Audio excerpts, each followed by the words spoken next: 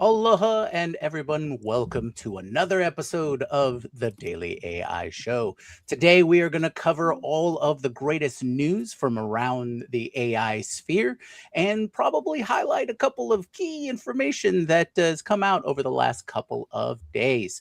With me is Brian, Beth, and Andy, and this is the Daily AI Show. So who wants to take it off with the first news story of the morning? Well, I know the biggest news story is we're probably going to talk a little bit more about Sonnet 4.6, but perhaps bigger than that, much bigger than that, huge, some would say, is there's well, it's also my birthday. That's huge. So this is also why I get to go Hey, first. happy birthday, Brian. I feel like this is why I get to go first. But is bigger than all the news. There is a AI firefighting story, and I'm excited. What? On my birthday. All right. All right. See how that worked out? Yeah. So even better than that, and I'm going to find it here. So give me 1 second. Okay, here it is. Interesting engineering. This is from interestingengineering.com. AI firefighting robot Swarm self-organizes, tackles multiple fires with 99.67% success. Now, this just hits me in all the feels because, and here's what's even better. The project was led by Cyborg Dynamics Engineering in collaboration with Griffith University. This is out of Queensland in Australia. I just love any company that goes hard with the name Cyborg in it. I'm here for it. So first of all, they have all the wins because they're Cyborg Dynamics Engineering. Great name. But also we're talking about Swarm. So what's going on here? Well, what basically they showed, at least from the picture I can see, whether it was just test or otherwise, they were... 1 second for me. Well, Brian's giving a pause. Hi, everybody in chat. Yeah, it's great to all see you there. Okay, Brian's back. All right, go. Once again, just to say, we are a live show. This is We not are. AI. Here's the only reason why I would have stopped in the middle of it. I'm not kidding you. My front door just opened, and there was stuff blowing, and I was like, I'm the only one home, guys. I'm the only one here. And the front door just opened, was blowing a breeze down the hallway, and I was like, hello? Sorry, that does not happen every day, and there was nobody there. So that's fun. Your Uber Eats delivery apparently arrived. Yeah, Renato that would be saying, welcome, Renato. Yes. Anyway, I'm so sorry about that, but that was concerning for a second.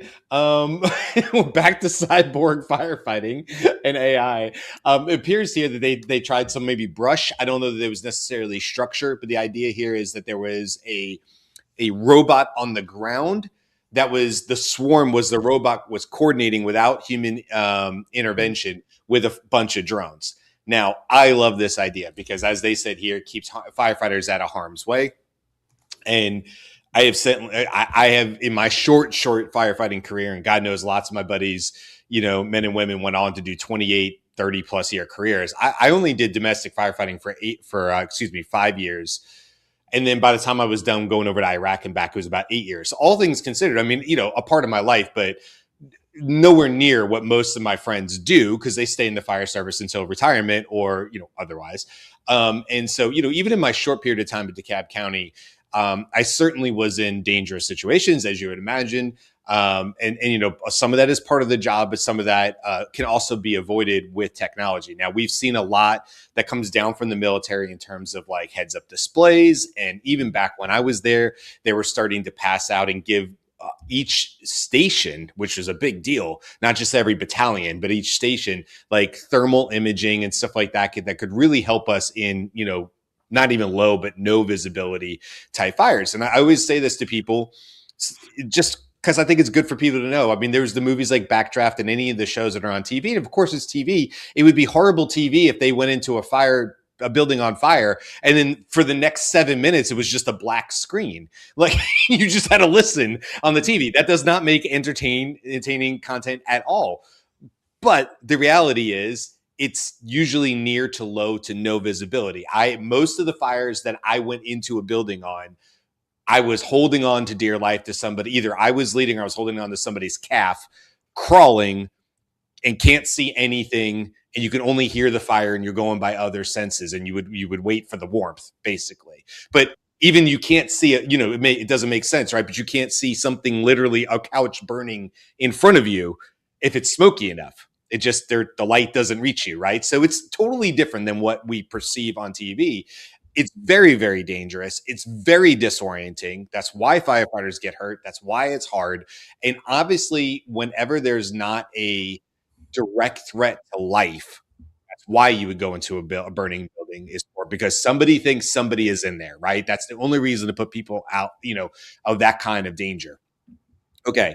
If it's otherwise, it's a surround and drown, which is protect the rest of the structures. We believe there is nobody in this structure, if that's what it is, and we're going to put the fire out and not let it get farther, right? That's the idea. And when that happens, keep the firefighters off the roof, get the drones up there, swarm it. I don't care what you call it, but I love seeing this. It makes me so happy to see that things like this are happening, that AI is part of this, and that this is going to save lives. It's going to save firefighters falling through roofs that get spongy, and you have to cut holes up there because of ventilation and things, that part of that job. And this is going to keep people off of dangerous things, because if you can stay out here and swarm and do different things and protect exposures and not put firefighters so close to it, that's a big deal. I'll just tell you from one of my experiences, our fire truck was between the building, the apartment complex that was on fire, that unfortunately a young boy lost his life at, and this retaining wall, and the radiating heat was so bad it melted the lights on the fire truck.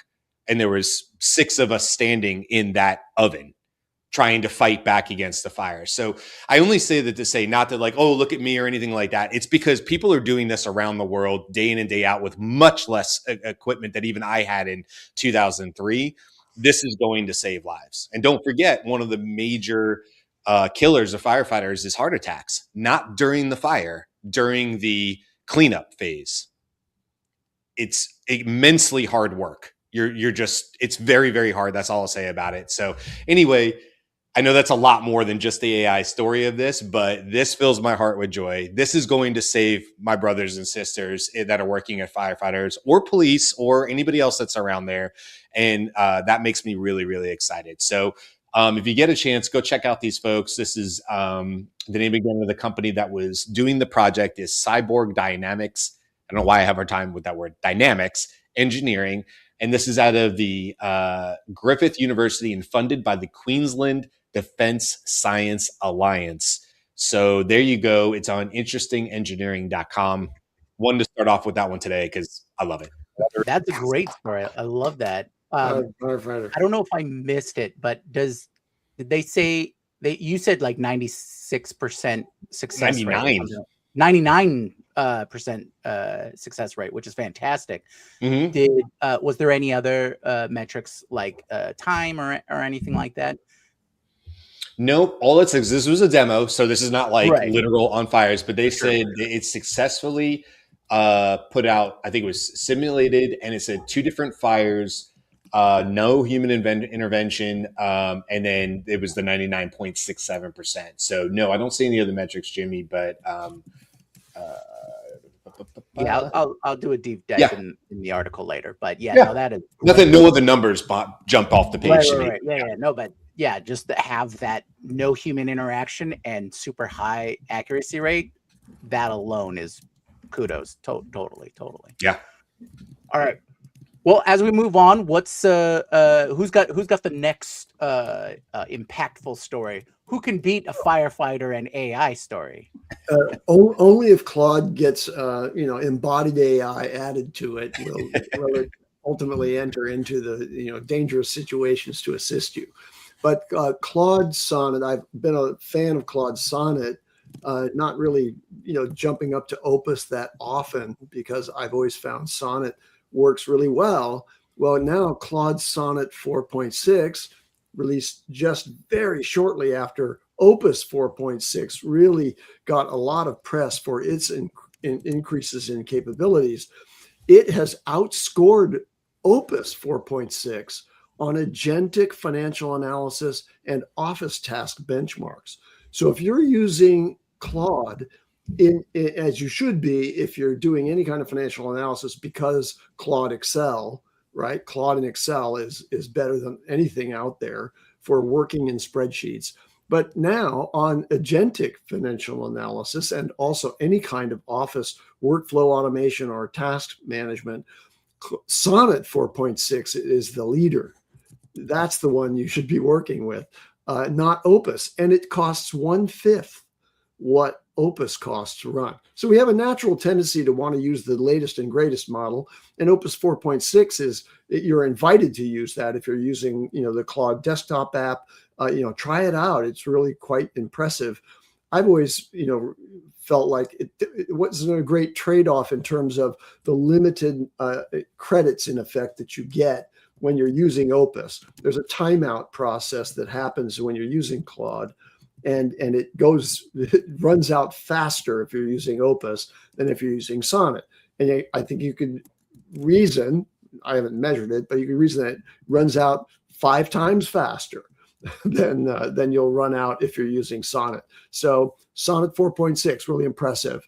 Let's see, another little quick statistic: computer use capabilities in the Sonnet line have risen from 15% just several months ago for Sonnet to 72.5 in Sonnet 4.6. So all across the agentic spectrum here, Sonnet is really a good choice for you if you're using the Claude range of models.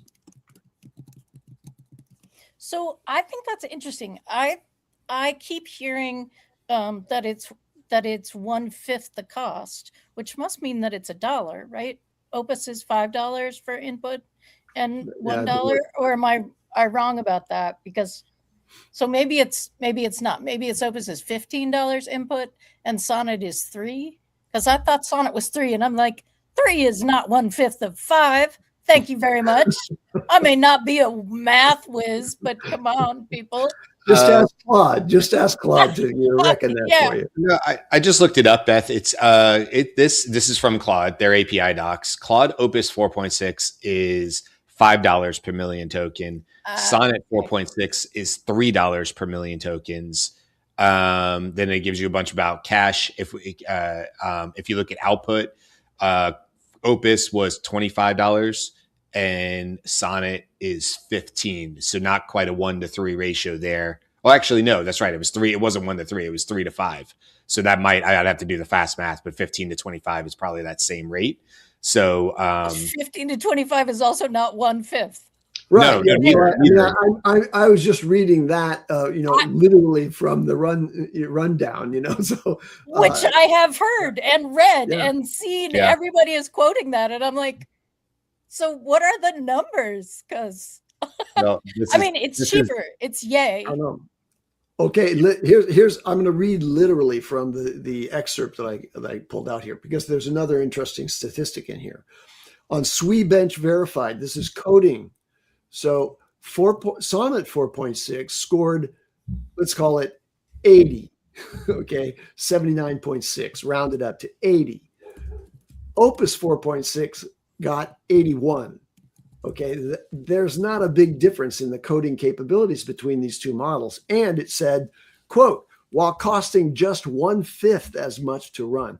So not to slam them, but that they've just poisoned the quality and reliability of their citing of the cost, because we just looked and saw that it's more like 1/3. And so I just threw this into the chat because I happened to look down and see it. Claude Haiku 4.5 is 1/5 the cost of Claude Opus 4.6. That's the only 1/5 that's on there. So it's possible that they read that. It's possible they read it. It's also possible that these people get heads up prior. So maybe we're getting a new haiku. Total speculation, but that would be very nice. That would follow along with the Sonnet 4.6 for sure. And in Every's, in Dan Schipper's live stream yesterday, when they were doing a live vibe reaction to Sonnet, they said that they got early access to Opus, but Sonnet didn't have an early access, Hmm. but they knew it was coming out. So I'm wondering if Haiku is also coming out. These people also know that. We're just like you, everybody. We get the news just at the same time you do, and we are reacting to it live and trying to figure it out. So, No inside knowledge here. what's interesting here, Beth, is that, yes, all of that is correct, but like, let's look at these costs too, because like the costs just keep racing down. So look at like Claude Opus 3, which has since been depreciated. That was $15 per million tokens. Again, Opus 4.6 right now is 5. But if you look at Sonnet 3.7, which has been depreciated, Sonnet 4, 4.5, and 4.6 all have the same cost to them. So you're getting increasingly, and like 4.5 to 4.6 were big jumps, even though, Anthropic only put a decimal on there. It's not equivalent to 4 to 4.5 is not the same equivalent jump of 4.5 to 4.6. 4.5 to 4.6 is a bigger jump than 4 to 4.5. I think most people would agree. So the numbers are hard to follow anyway, but if we just look at what the costs are here, the absolute cheapest model right now for Anthropic, just to wrap this up, would be Claude Haiku 3, and that is 25 cents per million tokens. Probably still a very capable model. And Claude Haiku 3.5 is only 80 cents per million tokens. So it's not as if you have to always use the best and the latest. There's models out there. I mean, I bet you Haiku 3 is very good. It is 25 cents per million tokens. And there are just a plethora of tasks that it could do easily at that Haiku 3 level that you don't need to be spending the more money for. These price reductions are being driven by the Chinese competition. Because like Kimi K 2.5 is very inexpensive. I don't have the numbers at hand, but the major model developers here have to provide something akin to the pricing of the Chinese models in order to stay relevant and competitive in the enterprise and in the consumer market. One last thing we didn't mention, Sonnet 4.6 now has 1 million context window. Right. Up from 200, right? 200K. Yeah. It's in beta. About time, but yeah. It's in beta. Do you have to turn it on? Because they said that about, I don't know. I'm asking. They said that about Opus also. And Opus, you did have to turn it on. And it, I didn't have anything available to it. And it doubled. Mine is still on Opus 4.6, but Sonnet 4.6 is right below it. Yep. I don't have to turn it on. I could just turn over. No. Do you have to turn on the 1 million context window? Because I've been going back and forth with Claude Code because I'll show something maybe tomorrow or Friday on the show. But I created you can customize a status bar if you're using the CLI interface, and so my status bar tells me what my context window is and how far I'm using it. I hate compaction, but I did find something out about that. I'll talk about that later too. But I was like, hey, what happened to that 1 million context window? So it said it was available. It is more expensive. You have to do something in order to be using it. But but Sonnet, I will be very excited about, because the files that get created to prep for this show are dense. My Claude Code is like, whoo, that's a big file. Yeah. Like, we made it JSON today, so it's just slightly better. So just to wrap up, I think I just want to highlight like what you said, Brian, and a little bit of what you were saying, Beth, is we're in this situation, or we're in this position of having so many different good choices. And Andy, like you said, the competition amongst the Chinese model makers too is the end result, right? Your result-based application of these is what's most important. You may not need Sonnet 4.6. You may just need a Haiku whatever's going to fit for your application is kind of where we're at. Even though, like Andy said, we want to try out the newest and greatest, and of course we're definitely in the position where we have to try the newest and greatest anyways. But for your own solutions, if you have very specific needs, I think that's really where you're going to draw a lot of that value out. So I have a quick story that I want to add onto that. And it's been talked about on X. I don't know why it's come back. We may have talked about it on the show before. But there's a paper called Prompt Repetition Improves Non-Reasoning LLMs. And it came out December 17th, 2025. And I'm interested in this because we knew this. Andy knew this 2 years ago, that if you just said your prompt again, you got better stuff out of it than if you just put it the one time. And it starts to be able to make Sonnet function like a higher model, and potentially in this paper make Haiku function like a higher model as well. Now, Sonnet 4.6 may be a reasoning model now. I don't know. And it doesn't have the same bump with reasoning models, because one of the things that happens with a reasoning model is that it repeats itself in that process. That's what it does when it reasons. But this could become relevant again if we're getting new versions of the lower models as well. I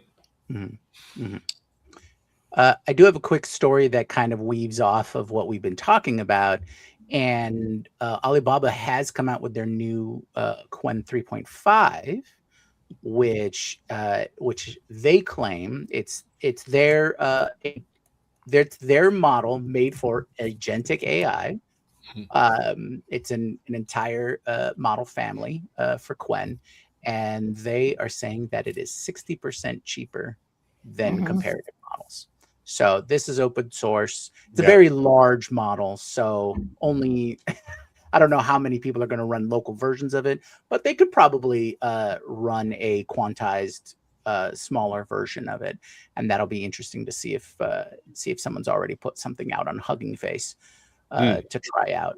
And I'll see if I can download that and give that a swing. I think it's very important that this open source is not the right word, but competition exists, because there seems to be this sort of race between open models and closed models in terms of gathering attention, especially from like the technical or developer side of things. But I think the thing I enjoy the most is because that pressure exists between the two camps, we're going to get better and better models that we can run locally. And so that's kind of something I'm focusing on myself. Yeah, I mean, you were just talking yesterday, Beth, about something that could be run on old Android phones, like $50 Android phones, and it's like that's kind of what we're talking about, or the Raspberry Pis and stuff like that, right? With the onboard memory or whatever, the additional memory. I don't build in that area, but I've heard of those things, like you guys have talked about on the show. So, and then back to Andy's point about how this competition does make people have to drive down potentially cost in larger context windows. I just happened to look at Kimi 2.5. That's a 260,000 token context window. Claude comes out and now bumps up to 1 million, right? So these are all these parties are sort of working, and ultimately it's probably better for the user because there's all this model. And if you remember, like 2 years ago, what were most of the major people saying? At least as I remember, you guys correct me if you think I'm wrong, but most people were saying, hey, these Chinese models, whatever, they're at most 48 months behind, 24 months, 2 years behind, right? In there, they're going to catch up. Well, we saw this domestically with how Google, red alerted and caught up, and now is a premium model. People are making fun of Google all the time. They have their missteps like all of them, but I mean, we've been saying for a long time that Gemini is a very good model, one of the best. And now, look, we're that 2 years later at least, and that didn't mean that they were going to be at 3.5 2 years later. No, they were saying we have a bit of a runway, but we don't have much. And these other international models are absolutely going to be catching up. And I think that's exactly what we're seeing is whatever sort of runway there was has largely disappeared. Now, I don't know what Google or Anthropic or OpenAI have in the hopper. There's always another model that we can't see. So perhaps there is something internally that's not visible yet that is the next era of, well, I think at this point we wouldn't even assume that it would be just a chat model. It would have to be something agentic. It would have to be multi-agent, because that just seems to be where things are going. And a good pivot to that really quick. It's not really so much a news story, but we do talk about this guy quite a bit. Ethan Malik on the show, always say he's a great person. I mean, just follow him on LinkedIn, although I think he's good on X as well. But I find him on LinkedIn, and I mean, he puts out quality content like every other day, doesn't use AI to do it. I mean, it's always really interesting. He also has a newsletter called One Useful Thing. And he just put out his latest blog on that today, I guess. It has today's date on it. And it's a guide to which AI to use in the agentic era. It's not just chatbots anymore. So I won't spend time going through that, because I think anybody should just go find that. It's like on Substack, it's free. You can find it. Just go look up One Useful Thing by Ethan Malik, and you're going to find this latest one. And he says in there that this is like the 6th or maybe 8th time he's put out one of these reports. And look, it doesn't matter where you are in the AI journey. I always think it's worth reading what he writes, because you're going to pick something up. Even if you're in the AI bubble with the rest of us and you're playing with the latest models, this is good to read. Also, from like my perspective as a consultant, I'm not building or deploying or training people. I just kicked off another sales agent training course last night.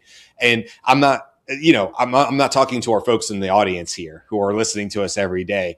They're real world, right? They're using AI where they're using it. And so I think it's great to read these blogs by Ethan, because it level sets you and says, okay, here's a really smart guy that we've all been following, as well respected. And he's sort of giving this lay of the land, which is great, because if you are in the bubble, that's what you should be paying attention to, is like how he is talking about the general users. Because otherwise you end up teaching above where somebody is, or you're not meeting them where they currently are. And in my particular case, the course, I always say, I think I stress my superiors out, because I purposely will not finish the curriculum to a new course I'm going to be teaching. Even if it's the same course and it's like the next cohort, I purposely will wait almost to the last minute, because y'all know that like stuff changes. And so the big change I made to this one is, whereas it used to end in make automations, I've compressed, and now it ends in Claude Cowork. Right. That's not even something that would have been part of my first cohort, right? So it just goes to show that this stuff is moving along. And what is my intent in that with these sales reps and sales managers? I have two versions of this thing that go concurrently for 3 weeks. It's not to go make them an expert in Cloud Cowork. I'm not an expert in Cloud Cowork. It's to say, hey, see this little basic prompt and how we made this basic prompt better. And then we took it and we made it repeatable in a gem. And then we took that gem or that custom GPT and we said, we can make that even better with knowledge. And then we said, oh, but we have a problem. We can't throw 50 leads at it in a spreadsheet. It will fail miserably. And so then we went to Make, and we did a basic thing with Make. And we took this spreadsheet and then we sent it and we did some AI stuff and we put it back in the spreadsheet. And we said, oh, wait, maybe if we want to have some routers and make it a cold or warm email and we need to route it somewhere, that's a more advanced Make operation. And what if we wanted to take all of that and start having it do it for us? Well, that's where we get into Claude Cowork. And that's where we start using those original prompts that were original gems in ChatGPTs and custom GPTs. Right. And they became skills in a plugin with command lines. And right. It's all connected. And I love showing them that through line is there the entire time. Right. Because if you focus on your fundamentals, when things change, you're not losing the fundamentals. Yeah. They just get plugged in different places.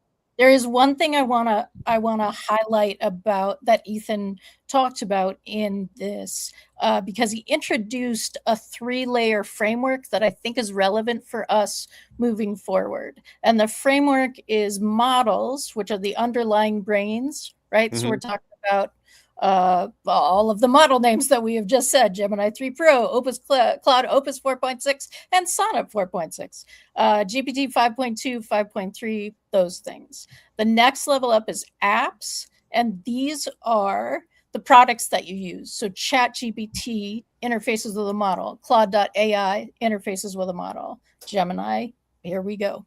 And then the third layer that he put on was harnesses, and that's the new piece. These are systems that let AI use tools, take actions, complete multi-step tasks, and Make isn't really a harness in the way that Brian was talking about, but co-work is, because Make was a pure automation. Like you could automate a call to an AI, but it's still the Lego, right? Like what you're doing is you're stacking the Lego, and co-work is a horse of a different color, as I like to say. It is, So it's yes. Very exciting. Yeah, I love I just wanted to add that piece because I think moving forward, you may hear us bring that back again. Are we at the model layer? Are we at the app layer? Are we at the harness layer?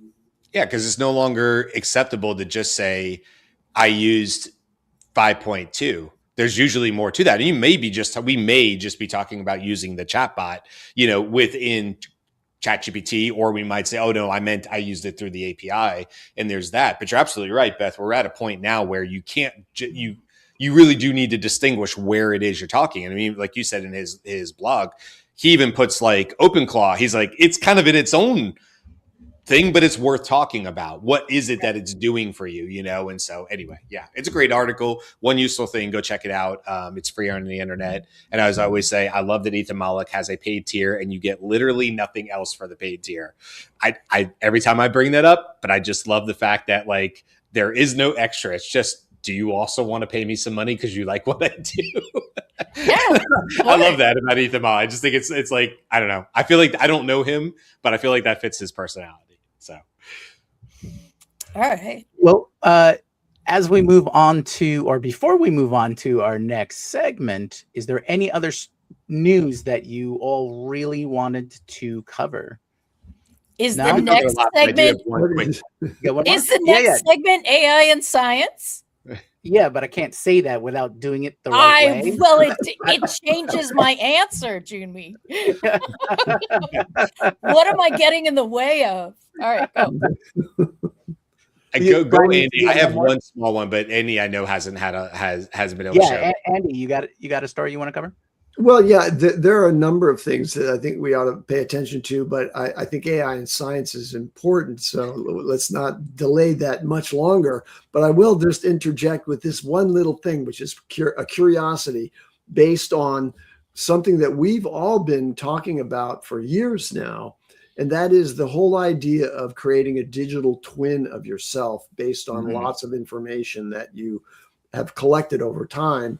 In your interactions now with AI and with more persistent memory capabilities happening, the accumulation of knowledge about how you speak, how you think, how you talk, what your range of interests are, and so on, is now, making it more and more possible to conceive of a second,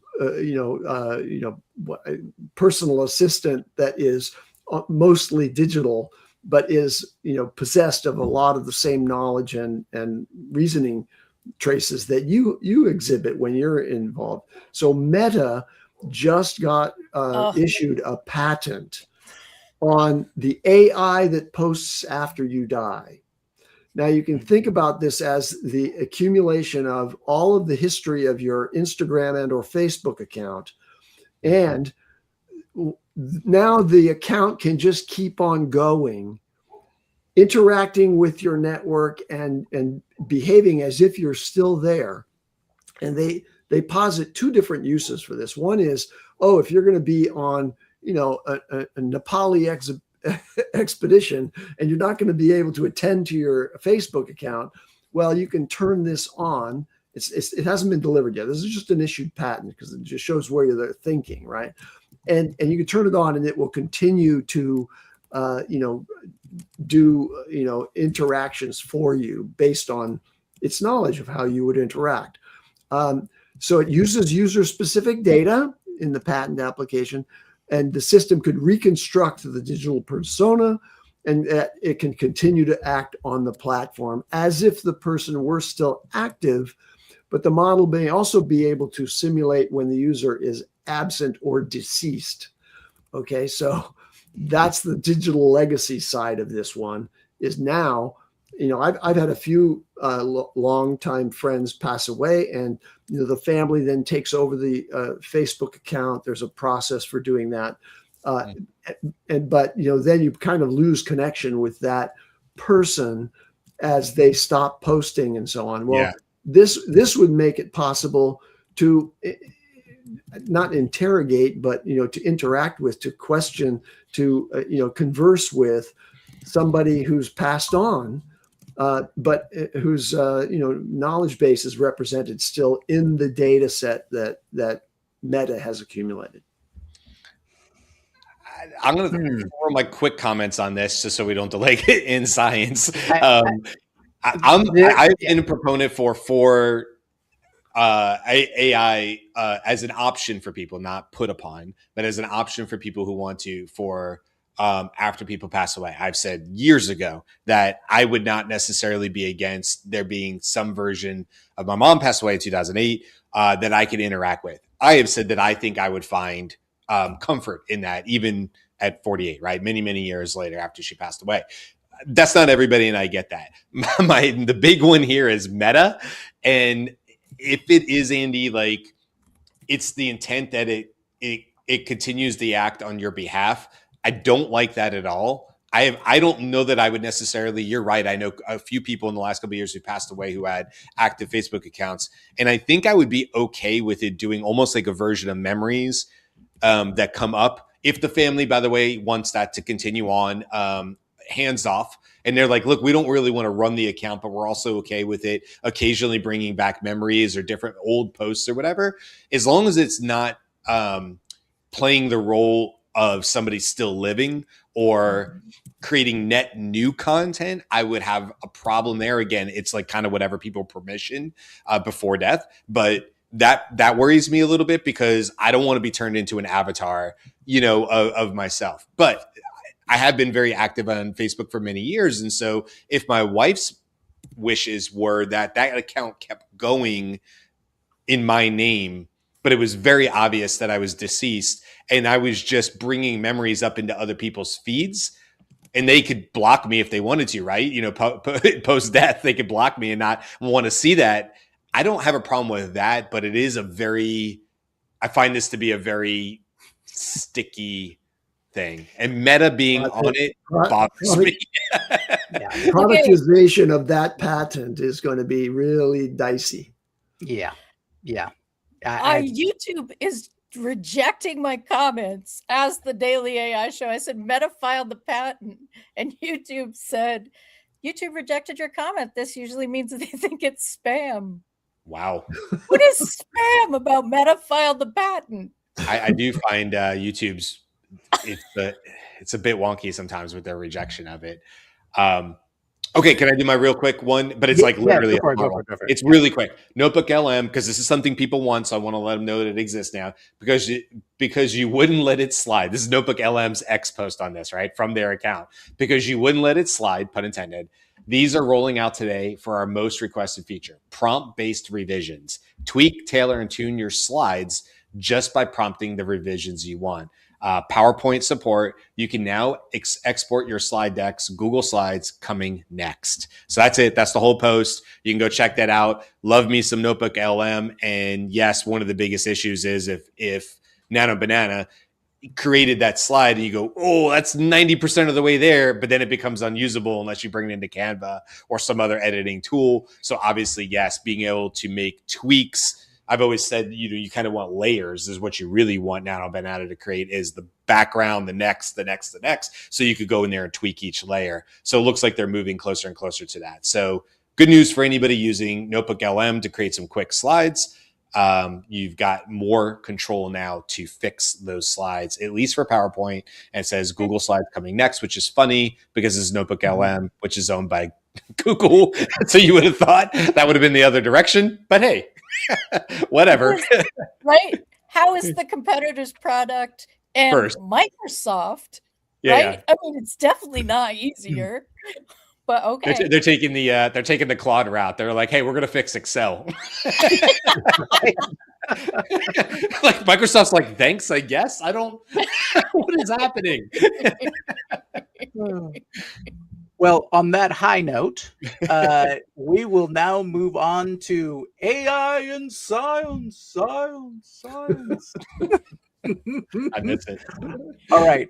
Before we get to the main AI and science story, I did want to do a quick blurb on something that has been floating around for a while in terms of technology and rapid advancement. I think we started talking about this maybe a year and a half ago, and there has been consistent movement in this field of science development, and that is neuromorphic computers. So, about a week ago, or half a week ago, the Department of Energy and the Sandia National Laboratory have modeled a neuromorphic computer. And if you don't know, neuromorphic computers are essentially computers that are, or chips and whatnot, that are designed around the human brain and how the human brain functions. But what they've been able to do is they've been able to get it to solve complex equations. And these are known as the partial differential equations. And these are very difficult mathematical equations. These are the equations that run fluid dynamics. These are the equations that run all the macro systems that we observe in nature. So this is a huge jump in terms of finding a much more efficient or better way to solve these equations, right? Normally you need, big data center supercomputers to really crunch these kinds of numbers. But what they're finding is that neuromorphic computers are able to crunch those numbers and solve these equations much more efficiently and faster. So that's the big jump in that technological field. Now, to the main story. We're going to talk about DR-Fold 2.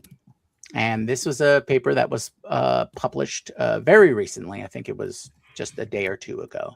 And just a note, this is not a peer-reviewed paper, but it is showing up in the more reputable sources.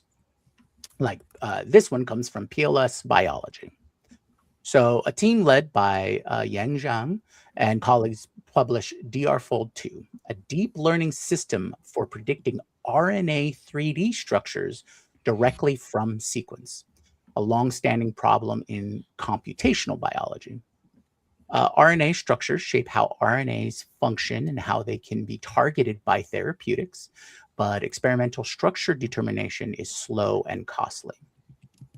The authors said that DR-Fold 2 combines a pre-trained RNA composite language model, which learns statistical patterns from large RNA sequence data, with a denoising structure model that refines noisy candidate conformations into the final fold. So you've heard of like protein folding and, figuring out different molecular combinations. That's essentially in the same realm. They reported improved performance on multiple benchmarks, including better contact prediction precision, and said that DR-Fold 2 can complement AlphaFold 3 when integrated into an optimization framework. Peer work like AlphaFold transformed protein structure prediction, but RNA has different constraints and often fewer high-quality experimental templates. The differentiator here is treating RNA folding as an end-to-end denoising problem guided by a specialized RNA language model, rather than relying primarily on templates or handcrafted energy functions. If the results hold across diverse RNA, the tool could speed hypothesis testing in RNA biology and support earlier stage screening for RNA targeted drugs. So why does it matter? Faster RNA structure prediction can shorten cycles in RNA drug discovery, basic biology, especially where experiments are rate limiting. So essentially, if you know anything about RNA, and recently in the last few years, RNA has been used as part of our vaccines, targeted vaccines for COVID, all of these kinds of things, right?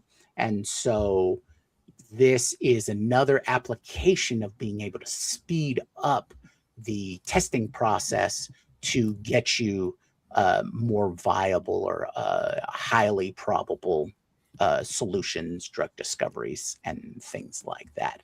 We've had it for proteins. Now we will eventually, once this has been completely peer reviewed, have a methodology in which and a technology to apply it to RNA. So this is part of the larger conversation of how AI is helping speed up the drug discovery process and just science in general. We've had stories in the past about, from chemistry, and now here is more biology in this sector. So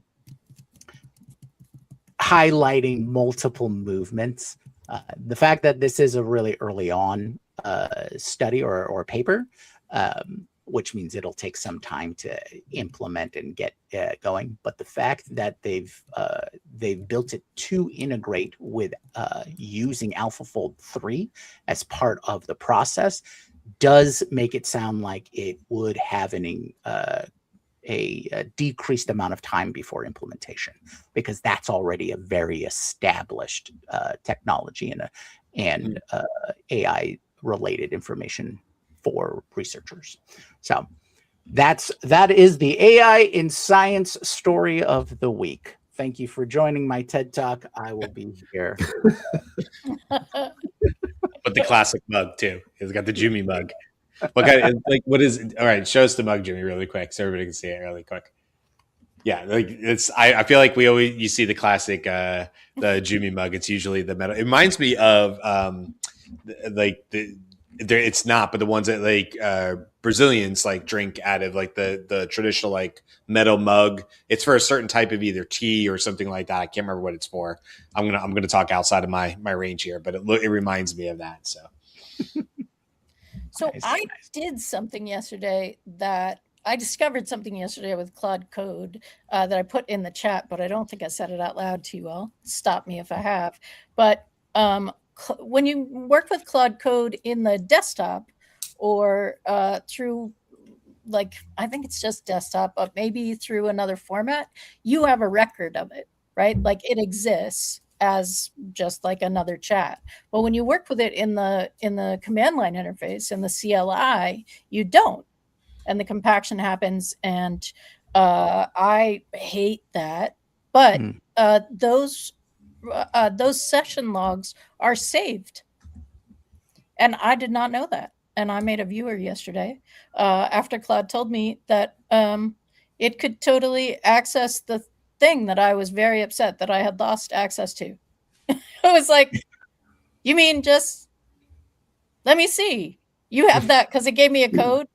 And I was like, it tells me the code is invalid. What is happening? And it was like, well, I can find it. Say what? Yeah. What? The whole save function that we've created because something golden just happened, it's going to disappear. Haha. So, well, it's saved in on that JSON, point, and it will code you a viewer for the JSON in 7 minutes, which is what it did for me. And then you can find all sorts of things. yeah, I noticed when the compaction would happen with CoWork that it also would say compacting, and then it's doing this, and then it added a little addendum there that said, if you want access to the full conversation history of this, you can find it here. Right. And it would provide a link to that. And I've never actually gone back and done that because I Mhm. wanted to move forward. But so it's being retained somewhere, but I've never consulted it. I knew that it was for the other things. I just thought that that was the price of compaction, I guess, and Mm. doing this. And the reason that I'm going back to it is because when I'm brainstorming, I'm giving a fair amount of context that isn't being captured, but I would like it, right? Like, I don't want to tell you this again, that we've had this conversation. I know we've had this conversation. I would like to be able to search the previous conversations we've had. And the other piece of this is that this is actually working better than any chat search I've tried. Perplexity can't find my chats for anything. Yeah. So So this was really where does helpful. that search UI live? Like, how do you? You asked it to build a little search engine against your prior chats, right? And and where does it expose itself? Is it in the artifact on the side? What? No, because I'm using the CLI. It's literally a internal web interface. It's a local HTML file. Okay. And I was like, I don't know what I said, but I know we ended it with a fist bump emoji. And yup, the fist bump emoji is like, here it is. Yeah. And yeah, no, it was one of those moments of like, oh, we are in the magic world. Yeah. Yeah. Right. Not only is this saved, but it's saved in a formula. It's gonna make me sad when I go and read it because it's JSON. Yeah. And oh no, I don't have to. It can give me magic glasses. Right. Yep. Oh, and that's all good. of that. All of that can happen in like 12 minutes, 15 minutes. It's like, so. Yeah. No, I agree with you. And that's a huge. I'm using Cowork as the desktop. Code as the desktop version of it. But that's something I definitely am looking forward to. Is yes, I can clone the repo, and that kind of gets you where you need to go. But it would be nice if the history was a little better after compaction, because I've definitely had situations where I've been like, "Ooh, we definitely covered this." And then it's like more on me to try to figure out where in the hell it was covered. And I've had to go back through other chats, and nothing is more painful than scrolling forever. A million context windows are great until you have to scroll it and find out where it said that one thing that that it came up or whatever. So it's been a bit of I wouldn't say it's like a full stop pain, but I feel the same that you're saying, Beth, is like, yeah, I just need a little bit more to be able to like, oh, but we talked about that, and be able to look across to the other computer and say like, yeah, we have at least some context. I would love it if Cloud Code was like, yeah, that was on that laptop, and so like I can pull back the general context, but you're going to have to pull it from the repo if you want the full file or something, which would be fine, honestly, just to know that there was some sort of cross communication, I think would be nice on that. So anyway. Yeah. And it's the piece for me of it feels, so when my mother was going through her dementia journey, there were times where you would talk to her and that like, nah, she's having conversations, but she's faking the conversation, right? Yeah. And I have that experience, right? It's the difference between it saying, do you want that in dark mode? Because you just asked for dark mode previously, so I know that you're probably going to want dark mode, or sure. And I say, can you make it in dark mode? And like, well, okay. Right? Like, I mean, it's not attitude, but it's like, mom is not home today. I would like mom back. If I can get mom back in a context thing. And I just said, I don't want Meta to bring mom back. They're different, guys. Like, it's just different for me. It is. Listen, Beth, you've shared a little bit, and one thing I know is that you have a full history and experience of obviously being the caregiver with your mom and things you've shared with us, and the little we do know about it. But I would imagine there's so much complexity probably to how AI could help in something like that, and my mom didn't go through. I just mentioned my mom who passed in 2008. She passed from cancer, but it's funny now. But my mom joked about it, so I can laugh about it even past her death, because she was laughing about it. But she would check out like that, Beth, and I'd be talking to her, but it was the drugs, not because she had dementia or anything. And she started talking about, I was at the firehouse, and I'm on the phone with her, and it's a pretty lucid conversation. And then it turned to carousels, and I thought, Mom's left the building, right? But my mom caught it, and she said, yeah, I know that didn't make any sense. So I started laughing. And then my mom said, it's because your mom's a meth head. I'm now a meth head. And she said it so brilliantly deadpan that I laughed so hard about it, because she was on the strongest drugs. It was towards the end and stuff, but she just had a great sense of humor about it. And she knew she left the building and she came back. So I wasn't going to call it out, but she did it. It just broke the tension, of the situation, of a bad situation or whatever. It made me laugh. It's one of my favorite memories, is my mom deadpanning that she was a meth head. I love it. So anyway, just wanted to share that really quick because it's a fun story. So, well, before we wrap up for the day, I'm always interested in finding out what everyone is working on or paying attention to, right? So I want to give give chat an option to just hit us with all of the projects that you're most interested in or are working on. And then I want to follow up with each of you to see if there's anything that you're working on or that you're paying attention to. So, Andy, let's start off with you. Is there a project that you're working on, or a project or something that you're paying attention to and seeing how it's developing? Yeah, I'm in a loosely affiliated collaboration with Beth and Brian on a video editor for large YouTube collections, and with some interesting new features. And I've done a fork that's on a different platform totally from what the main project is that Brian's leading, where he's doing a bespoke application to be mounted, in a full deployment separate from a vibe coding platform.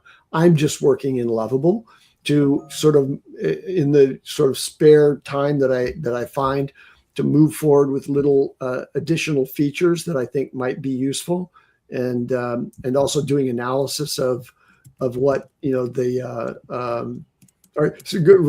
doing analysis for future ideas that are spawning from that project, and creating PRDs and storing them, and also developing a little library. Cowork's helping me do that, maintaining a library of feature enhancements that I've posited, but I don't have time to work on right now. So all of those things are collecting that may be or may not be useful, and so that's the primary work that I'm doing.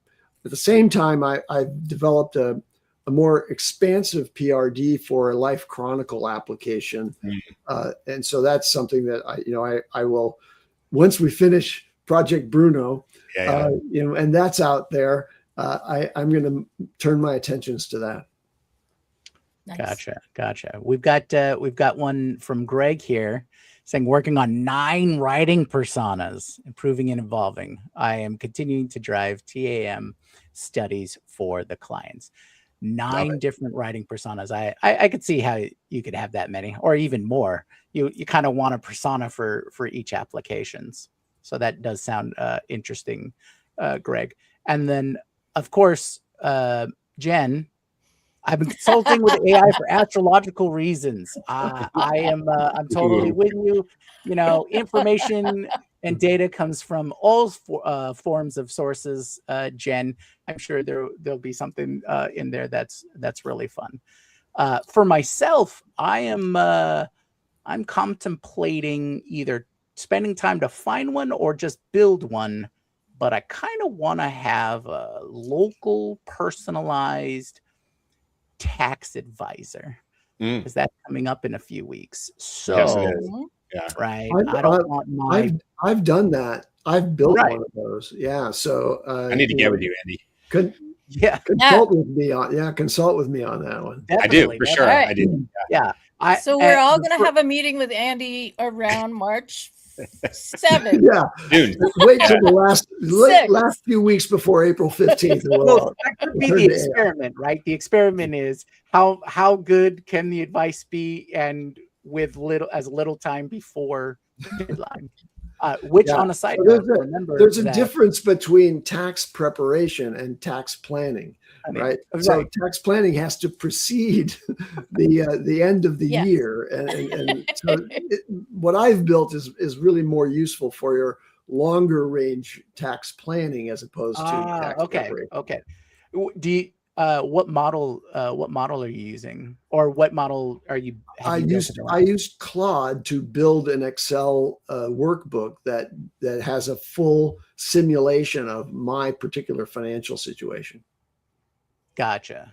Yeah. Yeah. For me, it's a sticking point that I need to do it locally. So I got to find the right kind of model and build a solution around that. I really just don't want that information being, Right. it could just be trust issues. I don't know. Maybe it's the IT guy in me that I just don't want to don't want that stuff floating around. Oh, so Cisco yeah, is working on N8N workflows, scraping regulatory data, and another personal thing that he's taking YouTube content into Notion with summaries. That's cool. Nice. And let's see, I also saw that Jude kind of explained that he's doing this, a tourism project app in Claude Code, relying heavily on Andy's consultation. Yeah, and he's not relying heavily on my consultation. He's getting point advice once a week on what he's doing. He's doing a really nice job on it. Just for clarity, Jude lives on the property here with me. He's my brother-in-law. All right. Yeah. Jude, let us know what the progress is on that app. And then I think we have one more from Renato here. Yeah. Jude's not a plant in the chat, right? Like he runs his own, he comments as himself. I just want to say. Right. And so Renato here has working on a landing page for a product that you've been building for almost 2 years. Awesome. Yeah. Definitely love to get these kinds of updates and whatnot. Beth, do you have one you want to mention? I do. So as Andy mentioned, and Brian had to leave, we're all working on different aspects of Project Bruno. For what I'm doing, I'm working on a detailed atomization process from our videos and content that we're generating now. So basically December forward when we came to StreamYard. So we have all of that data in that same kind of format. And then a backward looking project and mine is beyond video. So creating text authority pieces and SEO and GEO kind of pieces from what we're talking about. And doing that in a way that also feeds into how I prep for the show. So I'm like, ooh, we did this. Can we do that before the show? Right. So they're feeding each other. Gotcha. It's exciting. Gotcha. Yeah. Following the project has been really exciting. And now that I've recovered from, I had the flu, everybody. So that's why you haven't seen me for a few weeks. And now that I recovered from that, I want to see if there's anything I can help you guys out with on that. Yeah. So we'll go ahead, unless there's any last minute things, we'll go ahead and wrap up for the day. It was great seeing everybody and talking with everybody in chat. If you want to continue this conversation and let us all know about all the fantastic projects you're working on, please join the community on Slack at the Daily AI Show community. .com. It's above your head. Yeah, and it'll lead you to the Slack community. Lots of great people there. Hope to see you soon. So thank you again for everyone who's watching now or just a little later for this episode 663 on February 18th, 2026. This has been the Daily AI Show. And remember, keep your minds and your hearts open. Aloha.